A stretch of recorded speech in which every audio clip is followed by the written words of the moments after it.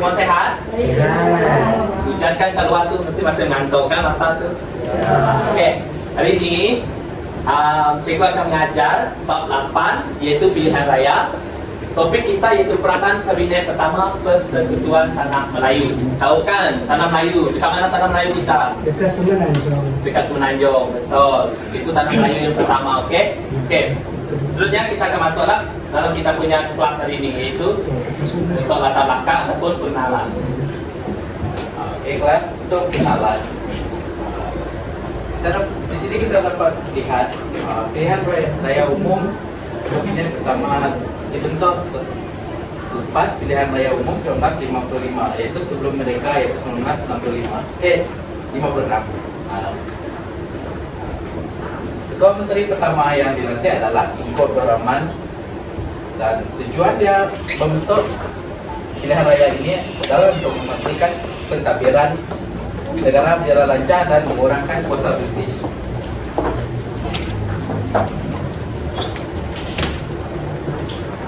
Dalam pembentukan kabinet ini tadi terdapat 10 jenis menteri yang telah ditentukan oleh Tunku Abdul Rahman. Ketua menteri adalah merupakan dia sendiri, yaitu Tunku Abdul Rahman. Selepas Tunku Abdul Rahman, itulah Menteri Pelajaran, yaitu Datuk Abdul Razak Hussein. Selepas Menteri Pelajaran itu Menteri Kerajaan Pembangunan dan Perumahan dan Perancang Tanah, yaitu Datuk Sulaiman Datuk Abdul Rahman. Yang keempat adalah yaitu Menteri Tanah dan Galian, yaitu Dr. Ismail Abdul Rahman. Lepas itu Menteri Pengangkutan adalah H.S. Lee. Menteri Kerja Raya yaitu Sadun Jubil. Menteri Buruh merupakan P.T. Sambartan, dan Menteri Kesehatan adalah Leong Kiew Kyo, dan Menteri Pos dan Telekom adalah Bong Joke Lee, dan yang terakhir adalah Menteri Pertanian yaitu Abdul Aziz Syam. Okey. Seterusnya adalah peranan kabinet pertama. Yang kamu orang tengok tadi tu, okey, tanya-tanya yang kamu orang tengok tadi tu yang di atas tu, ini adalah peranan mereka, okey. Pertama, mereka haruslah membincangkan soal kewangan dan keperluan rakyat. Maksudnya, mereka haruslah memikirkan bagaimana kehidupan rakyat semasa sebelum kita kemerdekaan, okey. Kedua adalah menyambung sistem Majlis Mesyuarat Persekutuan, iaitu di dalam Tanah Melayu, kita ada sistem pemerintahan, betul? Okey. Mereka ada membuat satu sistem iaitu Majlis Mesyuarat Persekutuan. Maksudnya di dalam itu adalah semua orang Melayu semua yang akan membincangkan bagaimana mereka untuk memerdekakan negara kita. Okay? Sudah dalam menggunakan kuasa pentadbiran British. Seperti yang cikgu cakap tadi, okay? Mereka membincangkan untuk menggunakan kuasa pentadbiran British itu supaya British tak menjajah kita lagi. Okay? Seterusnya adalah membincangkan isu keselamatan dan pertahanan. Ini adalah dari segi kita punya tentera, iaitu polis dengan askar kita pada zaman dahulu. Pada zaman dahulu, kita punya pertahanan dan keselamatan untuk negara Malaysia sangat-sangatlah nipis. Okay? Jadi, peranan pertama kabinet adalah untuk menangani isu keselamatan dan pertahanan di negara kita. Mereka nak kekalkan kekuatan kita tu untuk bebas daripada British.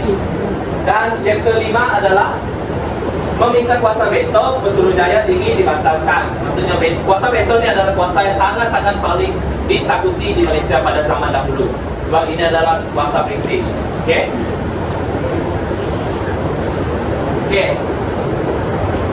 Tanggungjawab menteri. Okey. Pertama adalah Tunku Abdul Rahman, itu merupakan ketua menteri pada zaman 1955 tadi. Okey. Tanggungjawab dia adalah memimpin usaha mencapai kemerdekaan. Okay, pada masa itu, Tunku Abdul Rahman sangat-sangatlah memimpin negara kita untuk mencapaikan kemerdekaan pada tahun 1957. Dia sanggup pergi ke luar negara untuk membuat perjanjian bersama British tadi. Okay? Seterusnya adalah Datuk Abdul Razak membina perpaduan melalui pendidikan. Okay? Seperti yang kamu orang tahu, okay? Datuk Abdul Razak ni sangat-sangatlah orang yang cerdik dan pandai pada zaman dahulu. Ya, disebabkan itu dia merupakan salah satu menteri pendidikan di Malaysia pada zaman 1955. Okey, seterusnya adalah VT Sambatan, iaitu mengurangkan pegawai Eropah mewujudkan perkhidmatan awam tempatan. Okey, VT ni dia merupakan menteri pertanian tadi, pertahanan. Okey, menteri pertahanan.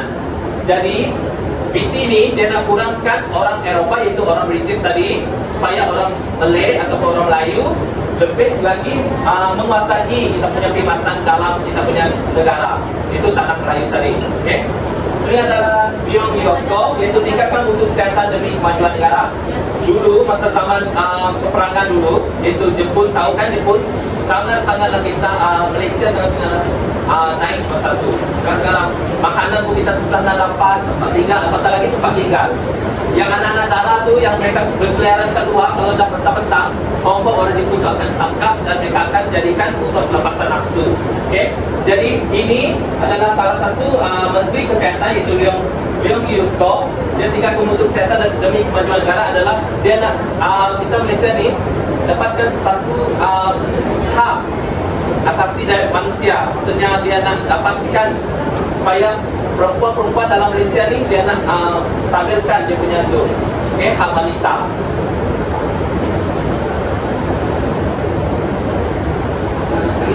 Seterusnya adalah sebagai pilihan pertama. Ini saja pilihan pertama ialah mewujudkan barisan pemimpin yang berwibawa. Iaitu pemimpin berwibawa ini iaitu seperti Dr. Razak dan Dr. Rahman. Yang kedua adalah pembina negara dan pembina pemerintah rakyat. Dengan contoh menteri, Perdana Menteri,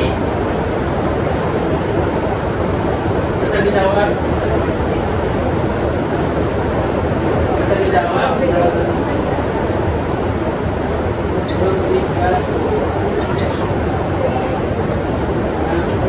memimpin masalah rakyat. Dan yang terakhir itu bekerjasama dan berfungsi bersama kamu. Iaitu Tuan Rahman meniti beratkan Malaysia Pergauman, iaitu mereka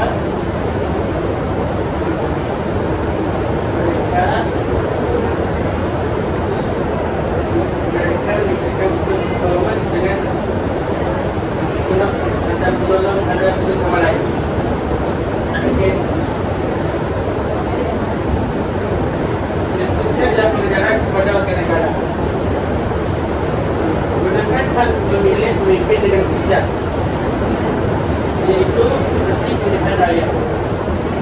Yang kedua adalah teruskan sistem demokrasi demi kemajuan negara. Dan terakhir, bukti Malaysia Bersama berjaya mewujudkan kompromi antara kaum. Seterusnya, cikgu akan terangkan penutup dan aktiviti. Yang pertama adalah penutup, iaitu kabinet pertama ialah asas kejayaan ke arah kemerdekaan. Kerana kejayaan untuk meningkatkan kabinet pertama ini dapat dinaikkan melalui kemerdekaan antara persekutuan tanah Melayu, terutamanya dalam meneruskan jawatan yang diamanahkan serta bekerjasama dalam berkongsi bangsa antara satu sama lain. Dan mereka juga mementingkan peranan dalam pembentukan Malaysia, terutamanya dalam Malaysia moden. Seterusnya adalah aktiviti. Cikgu akan membahagikan pelajar dalam kumpulan kecil untuk membincangkan peranan utama, iaitu terdapat 5 peranan utama yang kami cikgu terapkan. Yang pertama adalah membincangkan soal kewangan dan kerugian, menyambung sistem administrasi penipuan, mengurangkan kuasa pentadbiran bisnis dan membincangkan isu keselamatan dan pertahanan, meminta kuasa veto untuk seluruh daya ini dibatalkan. Cikgu nak kamu pilih salah satu peranan pemimpin pertama dan mengutamakan dalam masa 2 minit.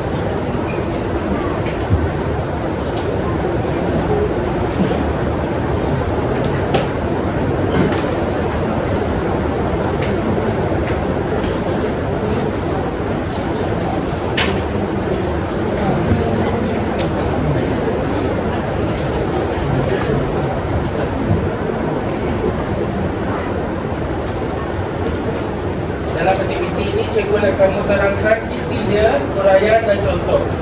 Lepas itu kamu akan letakkan di hadapan.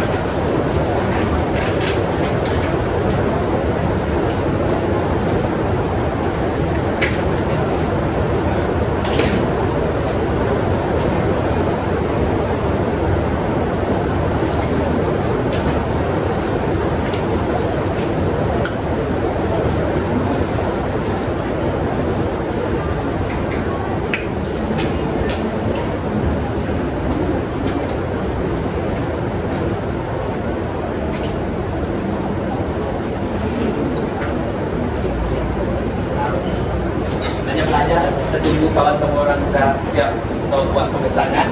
Oke? Oke. Tadi kita ada belajar tentang senarai Menteri Kabinet Utama kan? Oke. Siapa Ketua Menteri pada tahun 1995? Siapa? Tengku Abdul Rahman. Betul. Oke. Seterusnya adalah siapa Menteri Kerja Raya?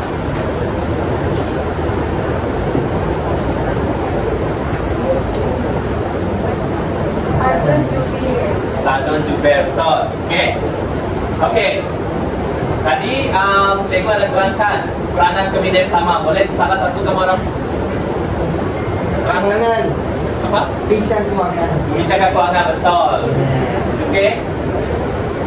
Seterusnya tanggung jawab menteri. Boleh tak kamu orang pilih satu menteri dan nyatakan tanggung jawab dia. Itu ada Rahman. Tanggung jawab apa? Tanggung jawabnya. Memerdekakan tanah Melayu. Memerdekakan tanah Melayu. Betul. Wah, cukup pandai deh Mian. Ya, hadiah.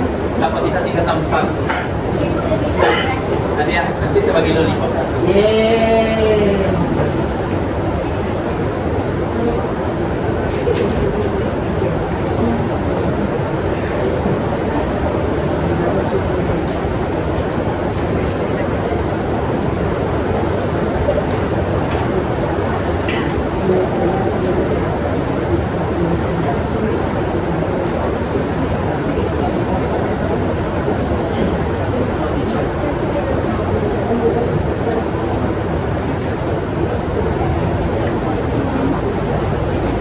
Oke, boleh mulai dengan Josh.